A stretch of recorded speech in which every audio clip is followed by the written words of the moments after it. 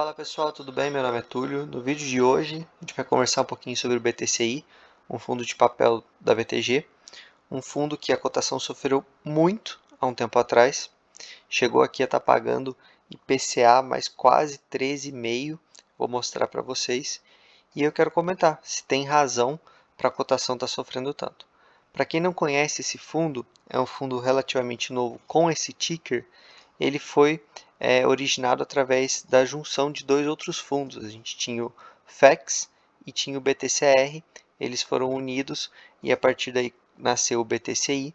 A cota dele negociava a R$ 100, né, na casa dos R$ 100. Houve um split, então passou a ser negociado na base 10. Então aí a gente tem visto um movimento da BTG a fim de popularizar esse fundo.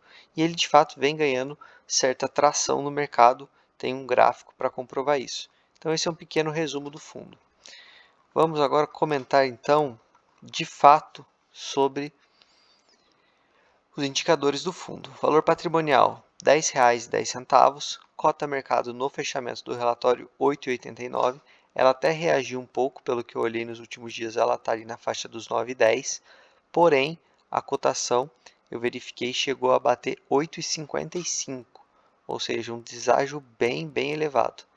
Dividend yield a mercado, né, nessa cotação de 8,89, na casa dos 14%. Rendimento por cota 10 centavinhos, que é o que ele vem pagando. Volume negociado 956 mil. É um volume até pequeno e aqui a gente já vê mais um movimento da gestão a fim de popularizar o fundo. Então foi contratado aqui formador de mercado para melhorar um pouco a liquidez. Obviamente que essa não é a única função do formador de mercado. Tem também ali a questão de você trazer um pouquinho mais de estabilidade para a cota, porque se você tem uma liquidez muito baixa e alguém muito grande quer entrar ou sair do fundo, a cotação vai subir ou cair de uma forma muito abrupta. Então, serve para isso também. Lembrando, pessoal, vi algumas dúvidas do pessoal sobre quem paga o formador de mercado. Não é um custo muito alto, tá? Geralmente é um custo baixo. Não encontrei aqui eles explicando esse valor, mas é baixo. E quem paga é o fundo, no caso o cotista, sai ali como se fosse um custo, tá? Então aqui ele comenta um pouquinho sobre cenário macroeconômico, não tem nada muito relevante, a única coisa que eu quis destacar para vocês foi o IPCA de 0,84 no mês de fevereiro. Então aqui a gente vê uma inflação um pouco alta, né, fora da meta, a meta é bem mais baixa que isso, e eu quis comentar isso porque a gente tem visto uma pressão, né, do governo para baixar a Selic, e obviamente que tem muitos fatores que a gente tem que endereçar antes da Selic abaixar.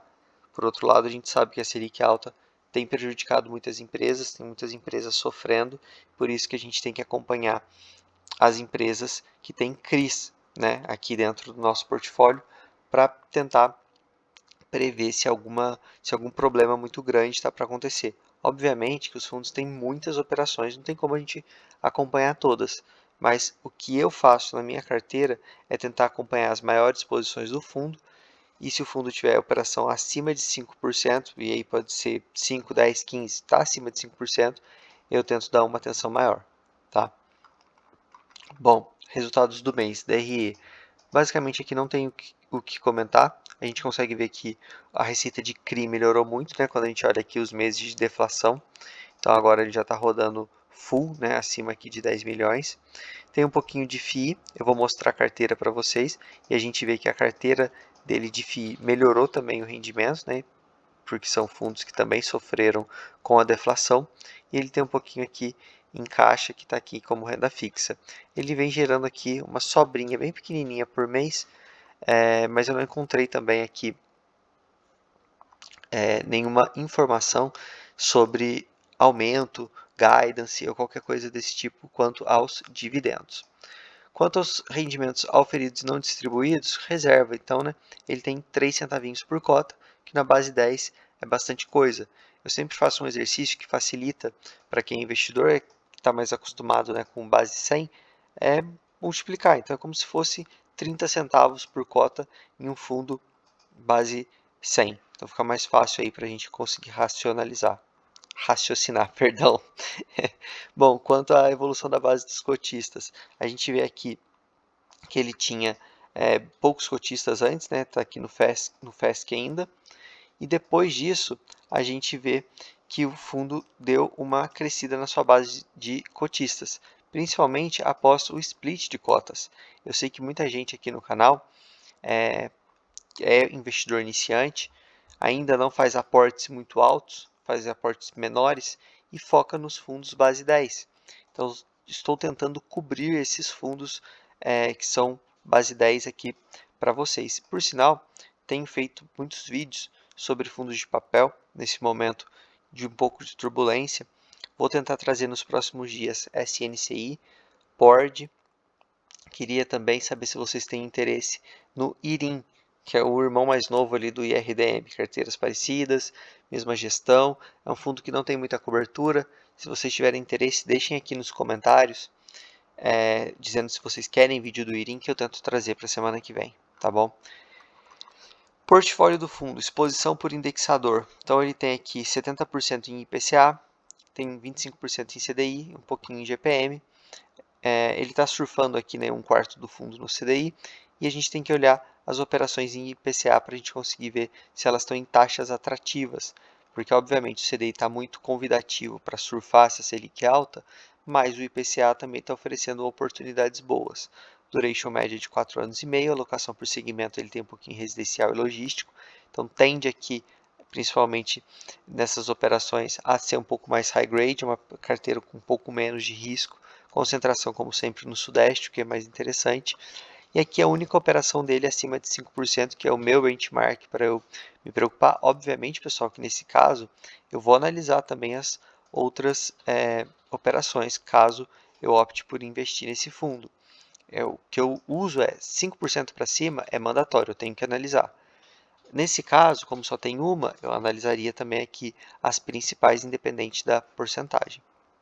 Eu vou destacar essa operação aqui mais abaixo para vocês, porque está bem interessante. Gostei muito do que eles fizeram aqui nesse relatório.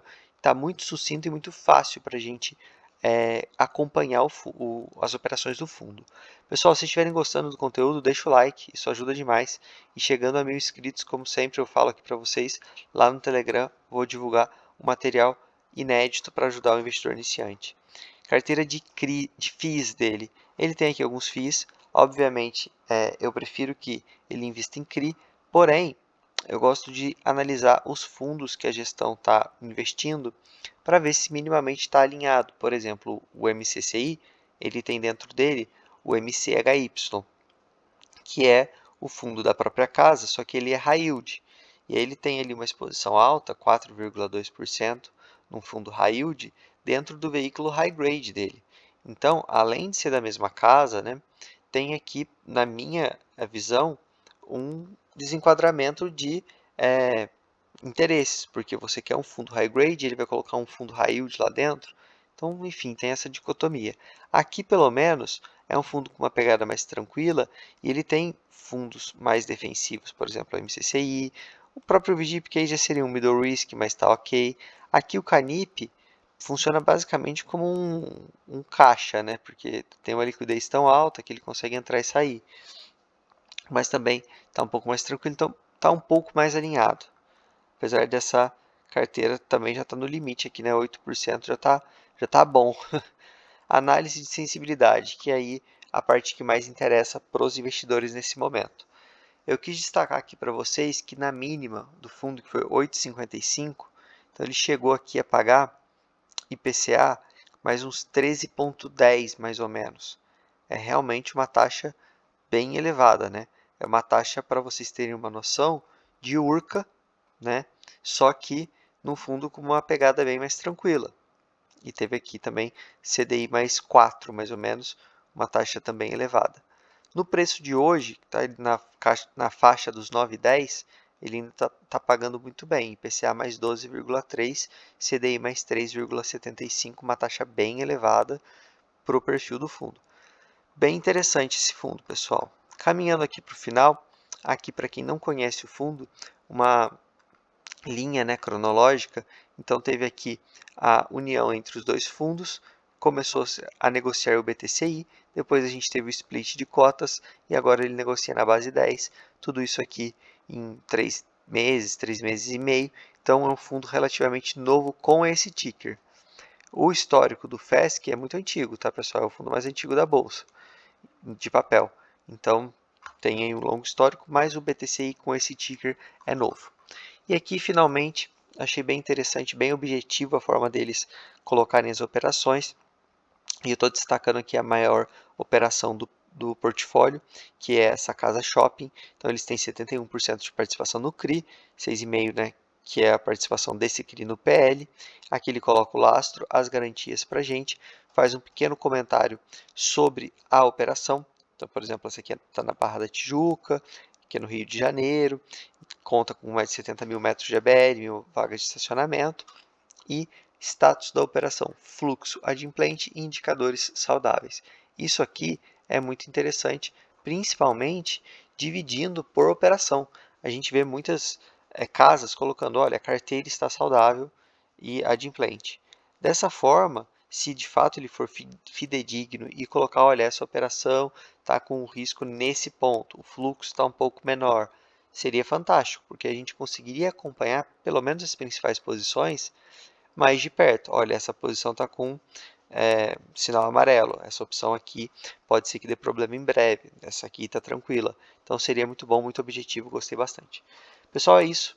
Se gostaram do vídeo, deixem o like, se inscrevam. Lembrando, o Telegram está na descrição e no comentário fixado. Valeu!